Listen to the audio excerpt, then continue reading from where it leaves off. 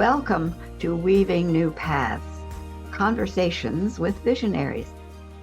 I'm your host, Grandmother Sharon Raji Maynard. Each week, we sit with individuals who followed a calling, who turned idea into healing, creativity, and change. Their stories remind us that every dream matters.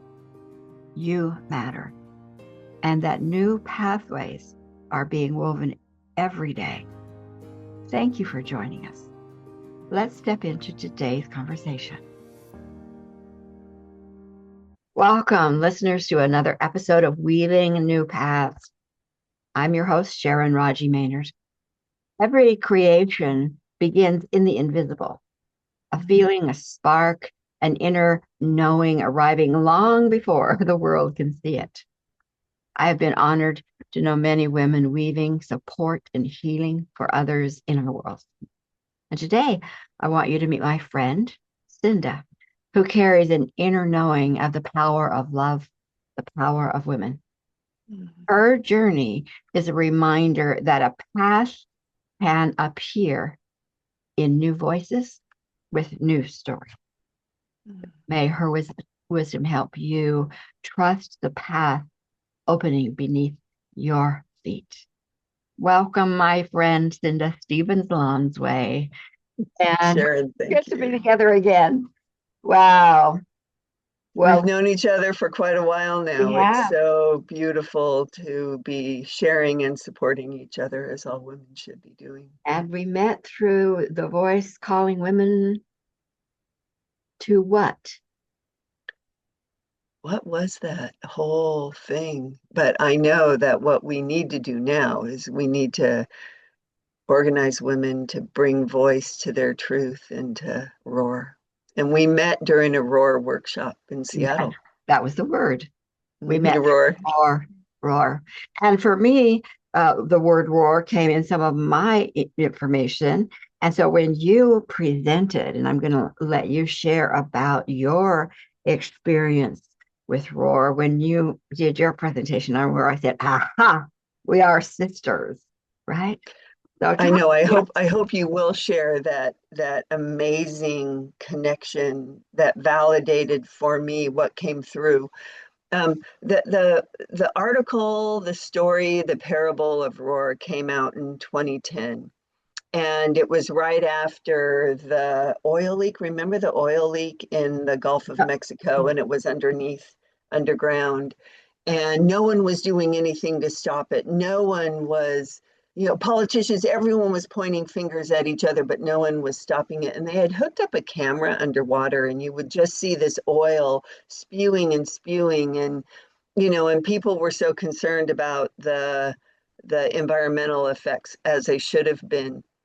But what I didn't see happening, I didn't see the oil as oil spewing. I saw the mother as bleeding, as hemorrhaging, and the mother being Gaia, the mother being Earth. And I was horrified. And I just was like, doesn't anyone realize that if any mother is hurting, we all are hurting? And in not caring for the creator and the life force of all of us, we as a population won't survive. So I started to dwell on this at night, and I started to hear literally these voices in my head. And then these voices kept saying, do you feel it? Do you feel it? Do you feel it? And I was like, yes, I feel it. What do I feel? And then one day, bam, it landed. I ran downstairs and I started to write, and I started to write, and out of me poured these words that then I shared with an author friend of mine. And he said, through tears, I am reading this. You need to share it with the world now. So at that time in 2010, I shared it on Facebook as a note, and left the house, came back a few hours later, and the thing had gone viral. I cannot tell you. And viral in 2010 was different than viral now. Yeah. And I was, someone reached out to me that was doing, traveling around the country during workshops. And she had read Roar, and she had been motivated by Roar, and she asked me to create a workshop.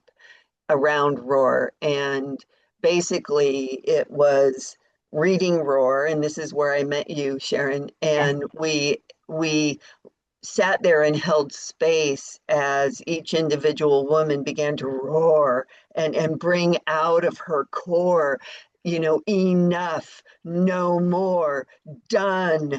I will not tolerate that, enough, no more, done. These roars, these roars, these roars. And I realized as we were doing that, as every single woman roared and the other women were sharing space with her, we were like all like leaning in and roaring and internally as well. And since then, I have been doing workshops around roar for, since 2010, still up to this day. And it is so beautiful and so powerful. And in the meantime, now the book has been published Mhm. and it's been illustrated by this fantastic author from Arizona named Minot Doyle. It is powerful, it is beautiful, it is transformational. Um, yeah, so that's my roar story, my friend. That's it. That's the tip of the iceberg of your roar story. What's interesting is in 2010, independent before I'd met you, uh, I was asking questions about females and women and was told women ought to be setting policy. They are the leaders. And I got an information about that. So right about that same time that you, independent of me, because we didn't know each other at the time, was getting this information about women and their position and their place. And it starts with a roar. I truly believe of women's awakening and leadership starts with a roar. I'm really angry, which is interesting because what are we hearing out there in the world today? Not just from women, but we'll focus on women right now. What are we hearing from women today about what's going on in the world? They are so angry. They are so afraid, and oh, yeah. And so here, what comes after roar isn't more anger. It's what do you do with that roar? Then where do you take it next? Isn't it? Yeah, the story of Roar is just women hearing it and feeling it, and knowing that something is needed, and they unite and they come together and they clasp hands and they unite their voices, and Mm-hmm. that more is done in that unification, in that coming together than alone. Mm-hmm. And it is so powerful. And the book ends with literally the roar being so vibrationally powerful that it shifts the axis of the planet, and it shifts it and turns to the light of the moon, equal to the light of the sun, and where men and women come together and unite and actually seriously save the planet, save their community, save Mm-hmm. each other. Yeah. Yeah, I don't know about you, but I've seen several postings through the last few months acting as if prophetically we are lost because there's stories out there that says we're lost. And energy beings who know energy know that though that's a possibility, but it's not the end. What possibility do you want to be on board with? So your roar, that one piece of what you are, is prophetic Mm. in that it gives an outcome that is absolutely possible. And what it speaks to is the united togetherness of first of all, women roaring and saying no, and then taking whatever actions on that. Yeah. And the energy of no more, enough, I'm done. When Roar first went viral, I heard from so many people that had reached their end point. Mm-hmm. And you're talking about energy, and there are these mighty stories where when a woman anybody reaches their end point and it is done, no more. There is an energy that goes out of them that smashes everything. And you can't touch that woman anymore. You can't, I mean, there was one story of a woman who was being abused by her husband, and she found herself in the corner cowering. And she remembered the words of Roar, and she's like, no more, no more. And she leaned against the wall and literally forced herself to stand up to him and said, no more, Mhm. no more. You know, and he didn't know what to do with that. He Mhm. didn't know what to do with that energy, and he backed down. There were some women from the Middle East that reached out to me, and they were like, you know, we all roar in our own certain way. But Yeah. look at how they're roaring now in the Middle East, verbally outside, uniting, roaring together. You know, if you even just look at nature, the female lioness roars. She roars to warn every living creature around her where her boundaries are. You are not welcome within my circle where my cubs are. And you know, she roars to keep the lions away. She roars to keep the hyenas away. And she roars so her children, her babies, her cubs know they're safe. And you know, and it is a roar sets a boundary as well as tears down walls, you know, tears down barriers that don't serve us and sets boundaries where they're needed. Part of what I was shown about that same time is to restore the authority voice of women so that they when we roared in many generations past, we roared, we got crushed, we roared, we got crushed because energetically there had been a disconnect hidden from us, like our gift as females, we were told we weren't good, too sensitive, Right. not enough. And so that correlation of you coming, that roar in your world, and me restoring the energy of authority within the women's voice, we didn't plan that. Right. We couldn't have planned that. Right. Yeah, Right. you got a piece, I got a piece. And I and it speaks to me of that collaborative that we really are, as I'll say, souls, that we aren't individuals doing everything alone. It's this and this and this and this and you and you and you and you, that tribe of many colors, truly. And who who who could have imagined when we met? Because I think we met in 2011. Um, that this is where we would be today, revisiting that with the absolute experience, because you've had the experience of that application of roar. You've seen what it's done. I've seen what, authority is done in my world. And, when you have that inner knowing, inner call, often you don't know where it fits, why it fits. And you some often act on it out of trust of something you feel, right? It's like you don't have a big sign that says, okay, do this, do this, do this. It's like an inner whisper. And you act on it, trusting that what you're feeling about the goodness of it is valuable. But you can look back and see and look at the present moment and see. And I want our listeners to hear that what it is they're feeling being called to may make no sense in the moment. And the criteria, does it make sense? Where does it fit? Isn't that it's like, is it coming from a sense of my goodness, my wish for good for all, right? Is, Yeah. is that Yeah. Yeah. I am remembering something that you taught me.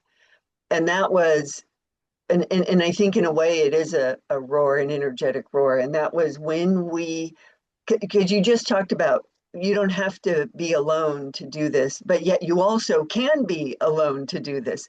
And Yeah. Aurora begins with the energy, like you were saying earlier. And energy is expanded when more gather together, but that doesn't discount the power of the energy of one. And you taught us that when we see anything that is not right in the world, that we know to be not the truth of who we are.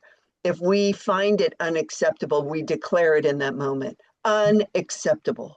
Right. Enough, no more. That, and we call it out energetically. We point to the TV, we point to our screen, we say, unacceptable, unacceptable, unacceptable, no more. This is not okay. And I shift the energy of that instantaneously. Right. And And that's and that's and and that is just that little roar in that moment can carry so much power. And we don't want to discount when someone witnesses something unacceptable, but they can't do anything physically about it in that moment. They can energetically insert their truth in no more, enough, unacceptable. right. And we've both seen the power of that. We sure have. So those who are out in the world today, and we're in January right now of 2026, and those who are seeing out in the world situations that make them horrifically fearful, angry, whatever else they feel to do, because there's a lot of things we can do. But having that energy of I am powerfully saying, roaring, no more, that type of behavior, that type of action, those type of words, that kind of agenda, no more in my world, no more. So listeners, take that. You don't have to be in the state of fear, what do I do? Angry, what do I do? You move into the clarity of, oh, this is where I can begin. Yeah. Absolutely. Absolutely. The other thing that you have really served so many well was the remembrance that some people say, well, all there is love. And there's truth and non-truth in it because there are things going out on in the world that are not based on love. They're based on fear, anger, division, and that's what we roar at. Yeah, that's what we roar at. But as we roar, what's happening, I'm seeing, is also the focusing on all that is good. Some say love, but I think all that is good. Love is an aspect of that. So talk to us about how you either came to your concept of holding. I'll let you go from there. You know what I'm talking about. Do you want me to talk about Think Pink? Yeah, I'm thinking that's what I want you to talk about. Oh my God. Okay. I don't know quite how Think Pink came, but I do know that Think Pink came and sort of is equal to the energy of the rose quartz stone. And I don't mean to get, woo woo with crystals, but rose quartz and therefore the pink that it stands for, and also pink being the higher color of the chakra, but the heart chakra is the um, is the energy of self-worth, self-love, and self-esteem. And I have learned that when we find ourselves in a situation where maybe we're with people who are spewing beliefs that we don't agree with, or are having a really bad day, or are peers of ours that are spewing about everything that they have witnessed, in the world that is stressing them out, we know that, you know, um, what is the expression? We know that misery loves company. And so if someone's feeling miserable, they're going to express their misery in hopes that other people will feel miserable with them. And so all of a sudden you have a pack of miserable people. Well, also the opposite is true, is beautiful energy, divine love energy, gratitude, appreciation, that energy travels faster and draws to it equal energy as well. Think pink carries the energy of self-worth, self-love, and self-esteem. And there's nothing more powerful than a person who feels and knows their own self-worth. You can't touch them. You can't manipulate them. You can't make them feel anything less than what they know to be their own truth. So, how does someone begin to hold the power of self worth, self love, self esteem? And all they need to do, Sharon, it is as easy as think pink. And when they think pink, their entire energy begins to shift within them and they begin to feel at peace and this internal power. And once you begin to express this think pink and you feel this beautiful grace filled energy, you send it out into the world. You don't say anything. So if you're in the room or you're on the phone and you just send this energy out, thinking pink, seeing pink in your field, I can tell you it is 100% effective. I have never seen it not work, where instantaneously those people that are not happy, that are so angry, that are living in fear, that are spewing hate, they begin to transfer, right? And transmute and, transform right in front of your eyes. And it is amazing. It is powerful. So I sort of kind of went in and I said, how is this working? And the way that it is working is, um, so when, let's go within. I'm watching the news and it's freaking me out. Now I'm really anxious, or I'm social media doom scrolling and oh my God, the world is ending. I sit quietly, I think pink, and I fill my auric field with this glorious color. Now, what happens is that anxiety, that negativity, my worries go out of me. And instead of it going and changing the world around me, making it more anxious, making it more worrisome, it hits my auric field, it hits that pink, and it bounces back at me like a shield. It bounces back at me. And because it is my own energy, it comes back as self worth, self love, and self esteem. And all of a sudden, I feel better. When I'm in a public place and others are spewing their worry, others are spewing their anxiety, others are lamenting about or being dramatic about their bad day, and I think pink and I hold space for them and I think pink, that pink goes out of me and acts as a barrier. So I'm not influenced by their energy, but their energy hits my pink shield, turns around and goes back to them. And because it's their own energy, it gets absorbed into them as self-worth, self-love, and self-esteem. And instantaneously they calm down. So Think Pink is amazing. And then Think Pink grew from there to the divine essence of grace with a capital G. And that energy is the cause for many miracles in my life and others who have incorporated this grace-filled energy. Mhm. So, Yeah, like Grace is the guardian. yeah. Grace Collective is the guardian. One thing in relationship to that, we are living in a world where there is a lot of physical experiences that are going on that are very truly painful, uh, awful. How is the word awful?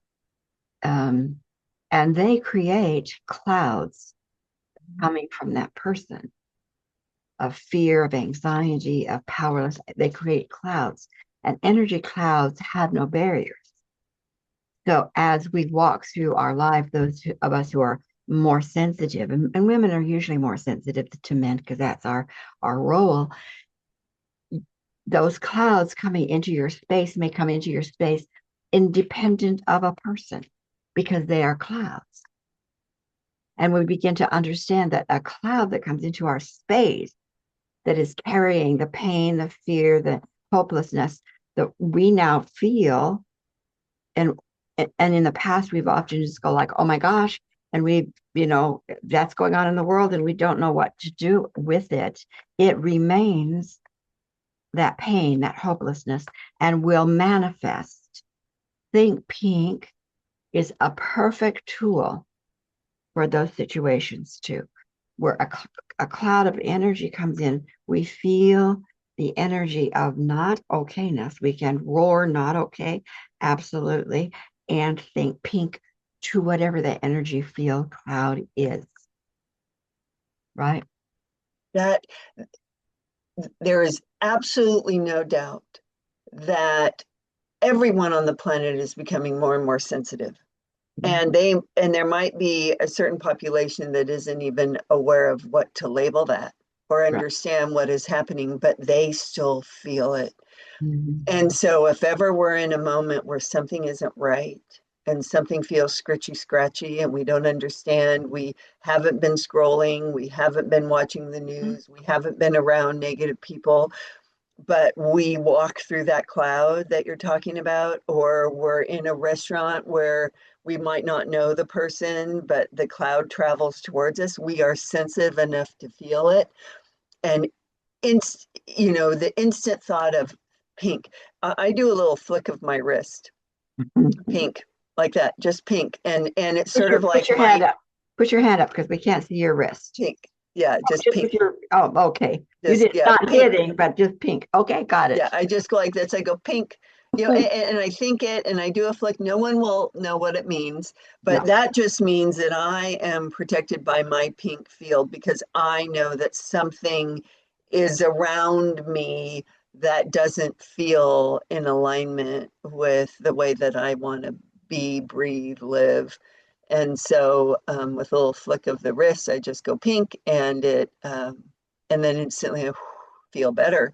But it will transmute that energy. Yeah. Yeah. The wisdom of women has been around for a long, long time. And women's wisdom, skills, abilities, etc., have been marked in the past, as we well know, for destruction. And fortunately, in our day and time, there's been a huge shift in the female psyche and consciousness, even if it's still unconscious for some. Mm. And so, what we're sharing today makes that wisdom visible. What we're sharing today with Roar and Think Pink makes us safe in being the light, in speaking our truth, in coming together, in being more powerful. So I really thank you for the conversation we're having today, Cinda, and for what it's taken for you to get here to be able to share.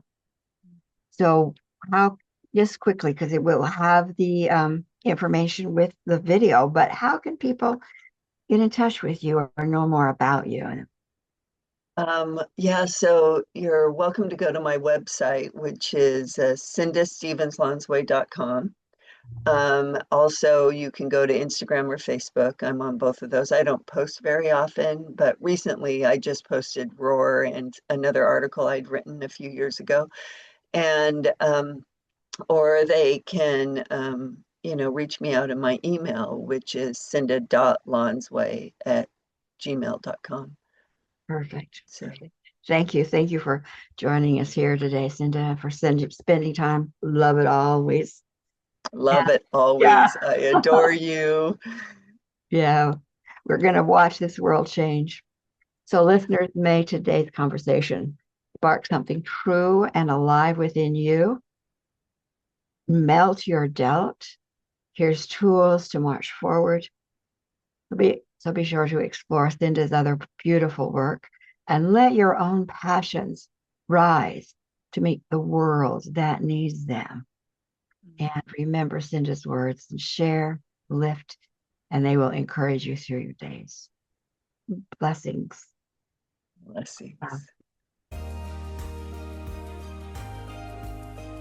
And to our valued listeners, thank you for being with us here in the sacred space of sovereignty, inquiry, and inspiration. As you explore our guests' work, may you also feel the quiet stirring of your own gift, asking to come alive. The world is shifting, and your unique thread of weaving is essential in that great tapestry. If this conversation nourished you, inspired you, pass it along to others who are seeking hope, direction, and also dreaming a new world into being. We invite you back for the next episode of Weaving New Paths, where together we will continue opening the doors to new ways of seeing, being, and collaborating. Until then, blessings.